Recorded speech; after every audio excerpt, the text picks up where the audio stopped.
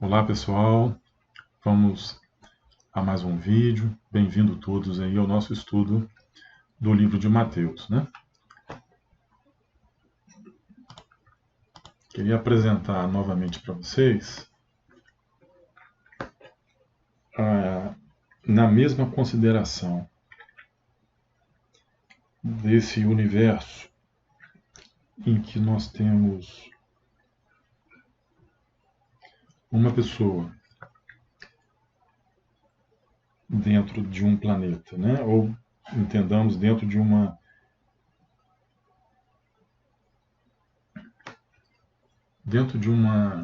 redoma, dentro de um meio. Então, estar dentro do planeta, por exemplo, pode representar estar no meio de um grupo religioso ou no meio de um determinado bairro, de uma cidade. Essa pessoa, acaba adquirindo caracteres, informações e entendendo o mundo influenciado sobre as informações, né, a ótica das informações que são mais direcionadas para ela. Nesse sentido, quando olhamos para o planeta, continuamos tendo essa verdade que está fora do planeta. E nós, nesse nosso estudo, nós nos fazemos algumas perguntas. Qual foi o povo que Moisés veio? Qual foi o povo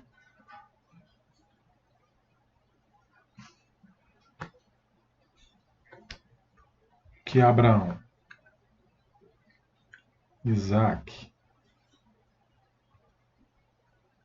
Jacó, Davi, Elias, João Batista e o próprio Jesus veio em nome dessa verdade? Foi um povo oriental ou foi um povo ocidental?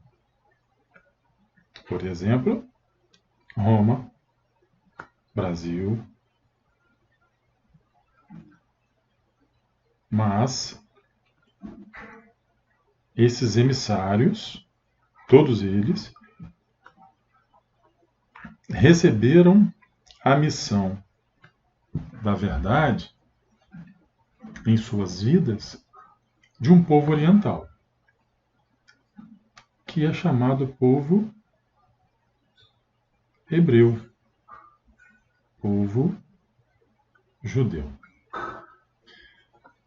Então, este reconhecimento de que toda essa turma aqui, essa infinita turma que está vinculada com a verdade moral, a verdade teológica, a verdade monoteísta, a verdade bíblica, né? Esses personagens inteiros estão vinculados a este processo de interpretação. Porque os povos têm cultura, literatura, leis, têm sistemas sociais e, inclusive, costumes, né? Usos e costumes familiares, sociais, né? Isso é importante porque nós temos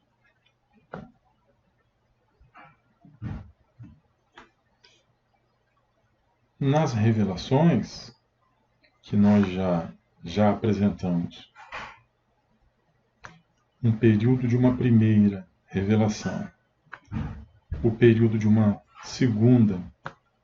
Aqui nós temos uma primeira revelação. Aqui nós temos uma ampliação da primeira. Então há um upgrade aqui, indo para a segunda. E de novo um outro upgrade, indo para a terceira. Então, aqui nós temos a figura de Moisés. Aqui nós temos a figura de Jesus. E aqui nesse nosso estudo, nós consideramos a terceira revelação,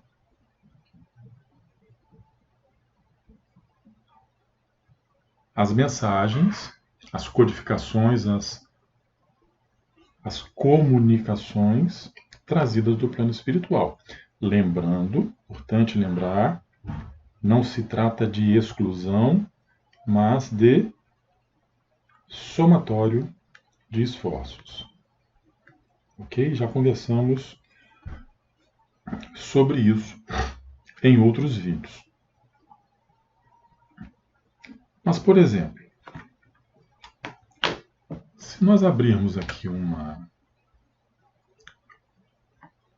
Bíblia,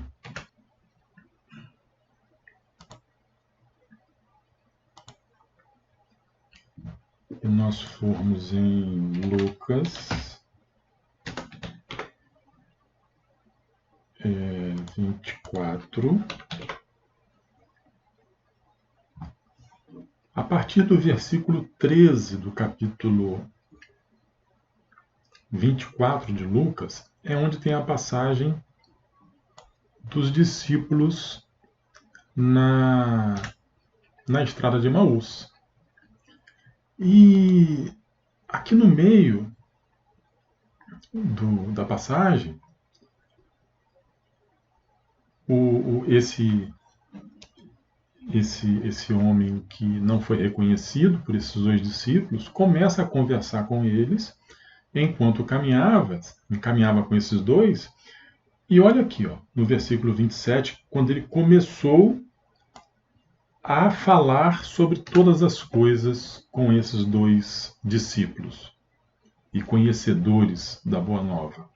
No versículo 27 do capítulo 24 está assim: e, começando por Moisés, começando quem? Este estranho, este homem que caminhava junto com esses dois discípulos, e conversando com ele e explicando o porquê é que o Cristo precisava padecer todas essas coisas para entrar na sua glória, para explicar isso para eles, enquanto ele caminhava, a Bíblia nos diz que, começando por Moisés e por todos os profetas, explicava-lhes o que dele se achava em todas as Escrituras.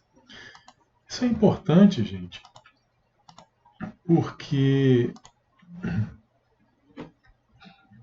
voltando aqui ao nosso desenho, veja, o Novo Testamento, gente, o que nós chamamos de Novo Testamento, vamos supor que aqui, nesse ponto aqui, tenha sido a morte de Jesus.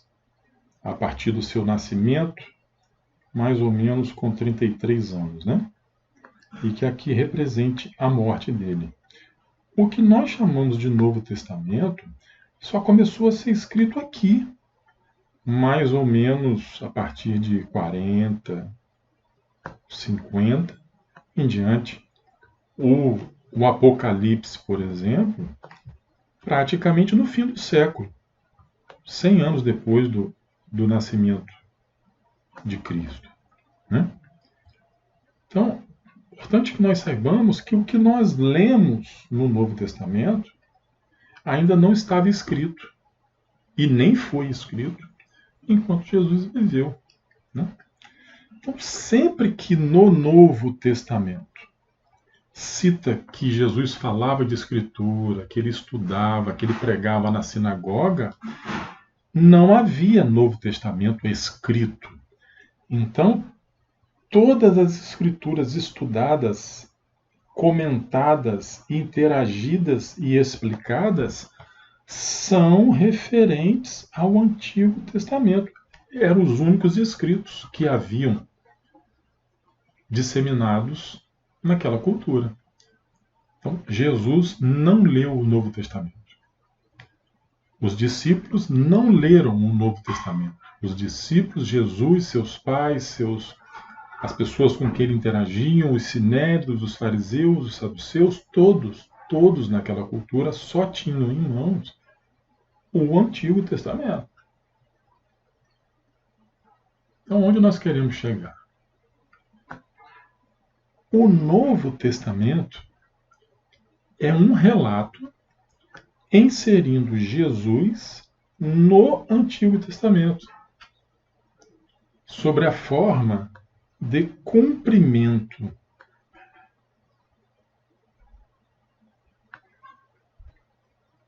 principalmente pela promessa da vinda do Messias. Então, gente, nós não conseguiremos, é a nossa opinião, e também de uma grande parte da academia atual, entender o Novo Testamento sem conhecer as promessas messiânicas, a cultura, o contexto, a linguagem, a exegese, a forma de se interpretar a Bíblia que os judeus habitualmente faziam com o Antigo Testamento. Por quê? Todos os personagens bíblicos, tirando alguns que não são, mas a grande maioria dos personagens bíblicos estão vinculadas ao processo da vida dos judeus.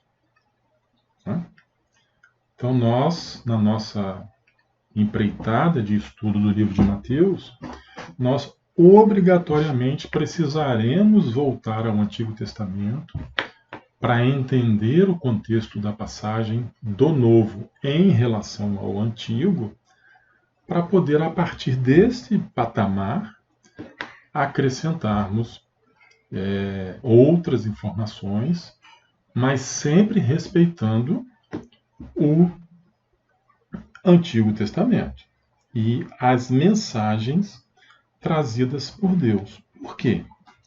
Nós vamos ver isso. Nós entendemos que isso é como uma grande árvore, em que a raiz é o que nós chamamos de primeira revelação. E o tronco, o caule e até algumas folhas, principalmente, vieram com a segunda revelação.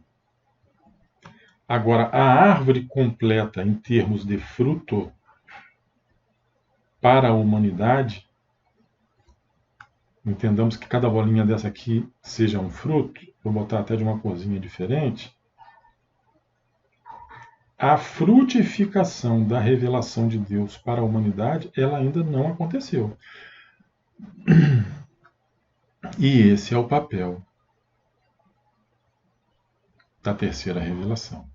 Lembrar tudo que foi vindo com o Cristo, que também não abrogou a lei da primeira, lembra? Não vim destruir a lei e também não vim destruir a lei.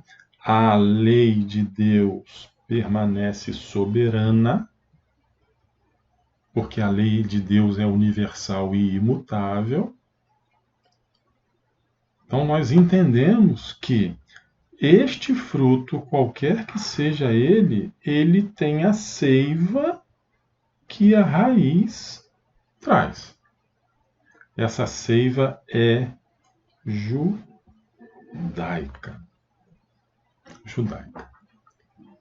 Porque se não fizermos dessa forma, se nós só quisermos comer frutos desrespeitando ou desmerecendo a raiz, nós estaremos cometendo equívocos. E, não por menos, que o judaísmo e o próprio Jesus afirmam que conhece-se a árvore pelos frutos. Mas por quê, gente? O fruto não é a parte mais importante da árvore. É importante que a gente lembre disso. A raiz sendo boa, a seiva sendo boa, havendo saúde nessa árvore, o fruto tem saúde. Então, a árvore boa dá fruto bom. Mas se tiver um problema com a raiz, se tiver um problema de envio da seiva e uma seiva danificada pelos caules, pelos galhos, pelas folhas, o fruto será um fruto doente. A árvore má gera frutos maus. Só que quando você olha para uma árvore, você não consegue ver as raízes mais profundas. Elas estão enterradas. Mas quando você come o fruto, você pode afirmar: nossa, que fruto bom, que árvore sadia, que raiz boa tem essa árvore. O contrário, se você morde o fruto está azedo, o fruto não está degustável, pode apostar que a raiz dessa árvore também tem uma seiva, tem uma vertente que está levando para o fruto ou salinidade, ou acidez, ou alguma coisa que não deixa esse fruto ser um fruto degustável. Então, é importante que nós lembremos disso e vamos mostrar para todos nós que isso não é algo saído assim da nossa cabeça, né? Então, muitas pessoas não sabem, principalmente muitos católicos ainda não sabem, que tem 50 anos que a Igreja Católica oficialmente abriu e ordenou o seu relacionamento com religiões não cristãs. Então, eu estou dentro do site do Vaticano, pode entrar aí. Essa é a tela principal do site do Vaticano, ele já está traduzido para português, porque se nós escolhermos aqui em cima o idioma, tem aqui o português, eu já escolhi previamente o idioma português. Então, se quiserem, façam uma pesquisa, eu estou dentro do site do Vaticano. Eu vou pesquisar aqui com este nome, Nostra Aetate. Vamos pesquisar. Então, aqui está a declaração Nostra Aetate, que fez parte do Concílio II da Igreja Católica. Então, ela foi promulgada no dia 28 de outubro de 1965. Façam as contas. 2015 completou 50 anos, então nós estamos com 54 anos hoje. Nós estamos em 2019, da promulgação pelo Papa Paulo VI da declaração Nostra Aetate sobre a Igreja Católica, né, e as religiões não cristãs. O que esse Concílio II trouxe para os católicos? Hoje, que o gênero humano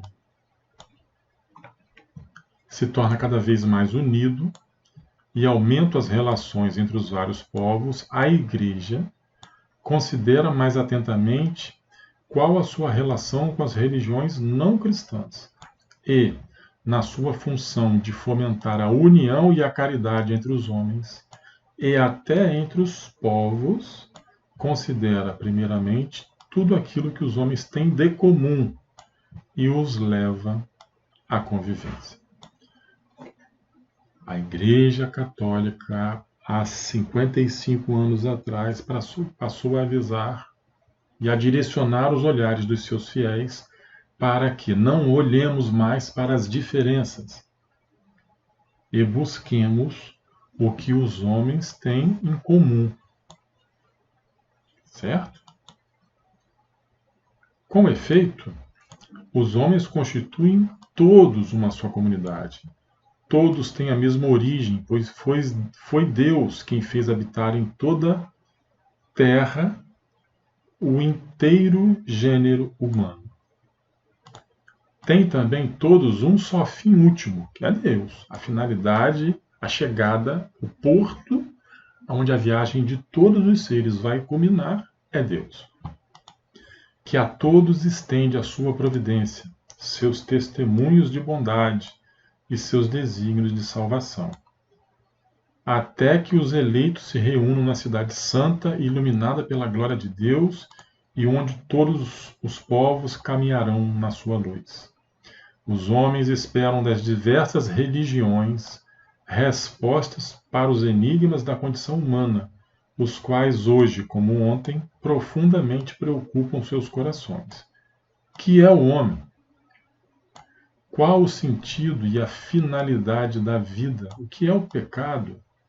De onde provém o sofrimento e para que serve? Qual o caminho para alcançar a felicidade verdadeira? O que é a morte, o juízo e a retribuição depois da morte? Finalmente, que mistério último e inefável envolve a nossa existência, do qual vimos e para onde vamos? Então, a partir dessa carta, a Igreja Católica amplia o olhar de relacionamento com as religiões. Aqui, no item 2, fala do hinduísmo e do budismo. No item 3, fala da religião islâmica, dos muçulmanos. E a partir do item 4, fala da religião judaica. Eu vou ler aqui integralmente o que a religião católica apresenta para os seus seguidores, o que eles precisam ter no relacionamento com a religião judaica. Sondando o mistério da Igreja, este sagrado concílio recorda o vínculo com que o povo do Novo Testamento está espiritualmente ligado à descendência de Abraão. Lógico, Mateus começa dizendo que Jesus é filho de Abraão, filho de Davi. Jesus é descendente das promessas, das alianças e das mishivos do Antigo Testamento. Nós vamos conversar um pouquinho sobre isso, ou bastante sobre isso, ao longo dos nossos estudos. Com efeito, a Igreja de Cristo reconhece que os primórdios de sua fé e eleição já se encontram, segundo o mistério divino da salvação, nos patriarcas, em Moisés e nos profetas. Lemos lá em Lucas a explicação que Jesus deu para aqueles dois discípulos, usando Moisés, patriarcas, profetas e todo o Antigo Testamento. Então, a nossa igreja professa que todos os cristãos, filhos de Abraão segundo a fé, estão incluídos na vocação deste patriarca, e que a salvação da igreja foi misticamente prefigurada no êxodo do povo escolhido da terra da escravidão. A Igreja não pode, por isso, esquecer que foi por meio desse povo, com a qual Deus se dignou, na sua inefável misericórdia, estabelecer a antiga aliança, que ela recebeu a revelação do Antigo Testamento, e se alimenta da raiz da oliveira mansa. Olha a referência aí às árvores. E não estamos falando de oliveira brava, estamos falando de oliveira mansa. Tem diferença, gente, são simbologias que tem diferença, no qual foram enxertados os ramos da oliveira brava, os gentios. Então, a oliveira mansa, a primeira oliveira, o primeiro fruto tratado, alimentado e cultivado por Deus, o povo judeu. E foram enxertados nessa oliveira os rebeldes, os gentios, os de fora, os que não tiveram o primeiro contato com a revelação. Daí os ramos da oliveira brava, que são os gentios. Com efeito, a Igreja acredita que Cristo, nossa paz, reconciliou pela cruz os judeus e os gentios, de ambos fazendo um só em si mesmo. Certo? Também tem sempre diante dos olhos as palavras do apóstolo Paulo a respeito dos seus compatriotas. Deles é a adoção filial e a glória, a aliança e a legislação, o culto e as promessas. Deles quem? Dos judeus. Deles os patriarcas, e deles nasceu segundo a carne Cristo. Está lá em Romanos, capítulo 9, versículos de 4 a 5, que é o Filho da Virgem Maria. Recorda ainda a igreja que os apóstolos, fundamentos e colunas da igreja, nasceram do povo judaico, bem como muitos daqueles primeiros discípulos que anunciaram ao mundo o Evangelho de Cristo. Segundo o testemunho da Sagrada Escritura, Jerusalém não conheceu o tempo em que foi visitada, e os judeus, em grande parte, não receberam o Evangelho. Antes, não poucos se opuseram à sua difusão. No entanto, segundo o apóstolo, os judeus continuam ainda, por causa dos patriarcas, a ser muito amados de Deus, cujos dons e vocação não conhecem arrependimento. Com os profetas e o mesmo apóstolo, a igreja espera por aquele dia, só de Deus conhecido, em que todos os povos invocarão a Deus com uma só voz e o servirão debaixo de um mesmo jugo. Sendo assim, tão grande o patrimônio espiritual comum aos cristãos e aos judeus, este sagrado concílio quer fomentar e recomendar entre eles o mútuo conhecimento e estima, os quais se alcançarão sobretudo por meio de estudos bíblicos e teológicos e com os diálogos fraternos. Ainda que as autoridades dos judeus e os seus sequazes urgiram a condenação do Cristo à morte, não se pode, todavia, imputar indistintamente a todos os judeus que então viviam, nem aos judeus do nosso tempo, o que na sua paixão se perpetrou. Isso é importante, gente. A mãe de Jesus era judia. O pai de Jesus era judeu. João Batista era judeu. Pedro judeu. Tiago judeu. André judeu. João Evangelista judeu. A grande maioria dos discípulos e dos 500 judeus. Então, nós temos um grande grupo de judeus que entenderam a palavra e aceitaram. Mas nós temos dentro da sociedade um grupo vinculado a poder, vinculado a decisões, vinculado a aproximações com Roma, com outro olhar e com outros interesses de poder que viram na proposta do Cristo uma intervenção naquele equilíbrio de como eles conduziam as suas ordenações. Né? É importante que isso que a Igreja Católica está reconhecendo aqui. E embora a Igreja seja o novo povo de Deus, nem por isso os judeus devem ser apresentados como reprovados por Deus e malditos, como se tal coisa se concluísse da Sagrada Escritura. Não tem isso lá, gente, não tem isso lá. Procurem todos, por isso, evitar que, tanto na catequese como na pregação da palavra de Deus, se ensine, seja o que for, que não esteja conforme a verdade evangélica e com o Espírito de Cristo. Além disso, a Igreja que reprova quaisquer perseguições contra quaisquer homens, lembrada do seu comum patrimônio com os judeus e levada não por razões políticas, mas pela religiosa e pela religiosa caridade evangélica, deplora todos os ódios, perseguições e manifestações de antissemitismo, seja qual for o tempo em que isso sucedeu, e seja quem for a pessoa que isso promoveu contra os judeus. De resto, como a Igreja sempre ensinou e ensina, Cristo sofreu voluntariamente, com imenso amor, a sua paixão e morte, pelos pecados de todos os homens, para que todos alcancem a salvação. O dever da Igreja ao pregar é, portanto, anunciar a cruz de Cristo como sinal do amor universal de Deus e como fonte de toda a graça. Então, gente, hoje, 55 anos depois que a Igreja Católica promulgou essa declaração, Nostra Aetate, eu queria mostrar algo para vocês aqui. Ó. Uma pesquisa na internet ICCJ vai nos levar para o Conselho Internacional de Cristãos e Judeus. O site é www.iccj.org. Muito interessante as mensagens, os artigos, os estudos. E aqui tem um mapinha.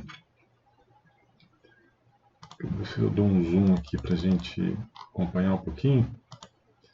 Os membros do Conselho. Se a gente clicar aqui, nós vamos ver que diversos países, olha, Argentina, Austrália, Áustria, Bélgica, Chile, Colômbia, o Brasil, França, Alemanha, enfim, Polônia, Peru, Espanha, Rússia. Então são várias organizações, Estados Unidos, né?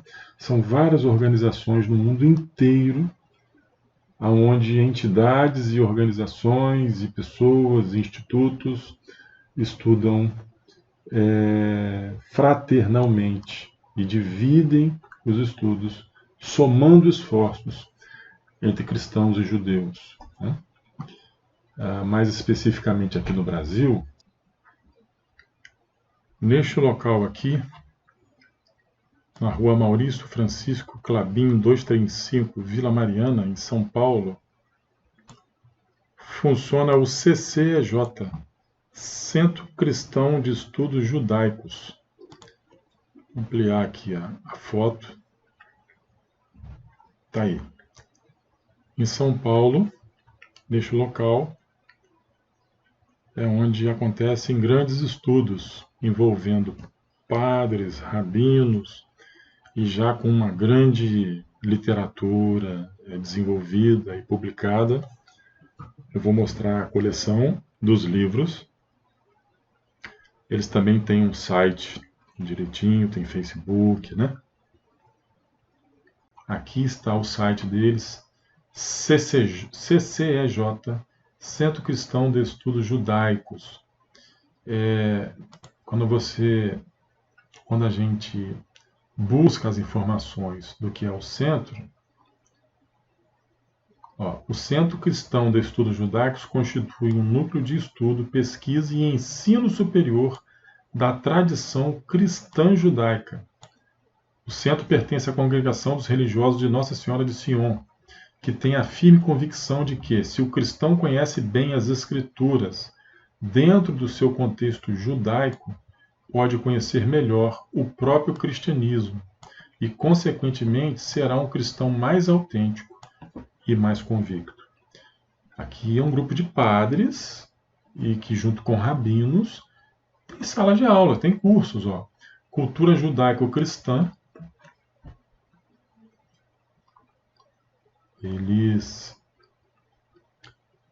entendem que o conhecimento da tradição de Israel é uma ajuda insubstituível para o estudo das escrituras judaicas e cristãs, porque pode renovar o enfoque de certas questões teológicas e permitir melhor compreender Jesus e a Igreja nos seus meios de origem. Esse curso pretende, pois, ajudar a todos os cristãos desejosos de estudar o judaísmo, e, em particular, aqueles que se dedicam aos estudos da Bíblia e da teologia, aos responsáveis de ensino cristãos e àqueles que querem se preparar para o diálogo com os judeus. O curso fornecerá ainda um conhecimento de base do judaísmo, fazendo a ligação deste com o cristianismo, e será realizado segundo as orientações do documento conciliar Nostra Aetate número 4, que nós lemos já. Vimos, está lá no site do Vaticano. Eles têm uma loja, já são vários os livros que eles publicaram. Aqui está, eles chamam de Coleção Judaísmo e Cristianismo. Só para mostrar para vocês, eu tenho todos eles. Olha, eu sei que aparece ao contrário aí, mas cada vez que eles estão lançando lá um novo livro, eu estou comprando a relação dos judeus e dos cristãos. Se nós formos aqui,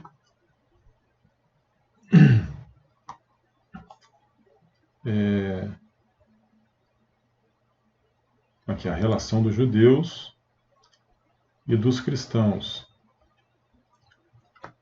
É esse livro aqui, gente, Ok?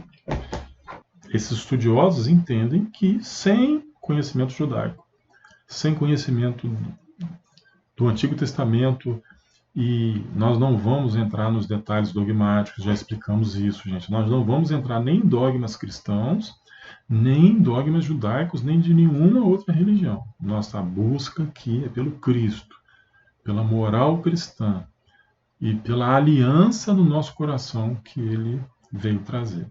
É vida, é sentimento, paz e harmonia, ok? Só para continuar a dar mais um exemplo, aqui nós temos em Mateus 23, 1, 3, olha. Vamos aqui, ó. Mateus 23, de 1 a 3. Ó, então Jesus falou à multidão e aos seus discípulos. O que Jesus falou? E ele disse: na cadeira de Moisés estão assentados os escribas e os fariseus. Observai, pois, e praticai tudo o que vos disserem. Então, se nós quisermos ouvir, ter atenção a como nós devemos proceder, ouçamos as pessoas que estão na cadeira de Moisés. O que é estar na cadeira de Moisés? Moisés recebeu no Monte Sinai os 10 mandamentos. E também recebeu no Monte Sinai o que os judeus chamam de Torá oral, a faculdade de interpretar as leis divinas para o povo. E isso foi passando de tradição para tradição. Mas uma coisa importante, porque muita gente observa nesse versículo 3 apenas essa parte aqui. Muitos cristãos apenas veem no versículo um aborrecimento de Jesus com os judeus. Não é isso que ele está dizendo. Ele está explicando que escribas e fariseus conhecem muito da lei de Deus. E falam, professam e sabem explicar, sabem interpretar, porque fazem isso desde Moisés no Monte Sinai. Se há um povo que estuda mais Bíblia que todo mundo junto, se chama povo judeu. Porque eles fazem isso desde sempre. Então, se nós entendermos que tivemos 1500 anos antes do Cristo, quando os 10 mandamentos vieram para o Monte Sinai, e nós já temos 2000 anos de cristianismo, o povo hebreu interpreta a Bíblia há 3500 anos. E o povo ocidental?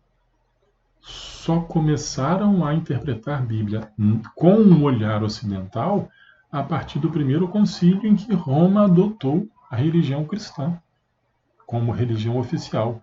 323, se eu não me engano, foi o ano.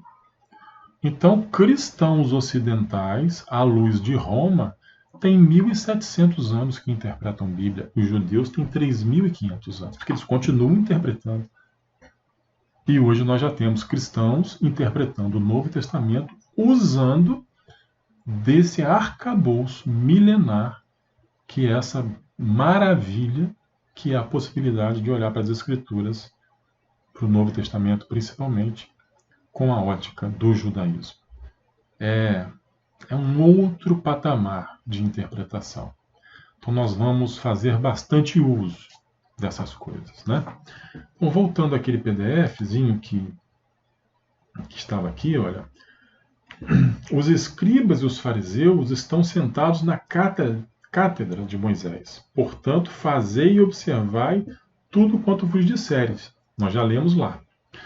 Habitualmente se dá ênfase ao que segue na sequência do texto, criando uma oposição entre Jesus e os escribas, porque na sequência, ó, Jesus diz para não proceder em conformidade com o que eles fazem. O que ele está dizendo aqui, gente?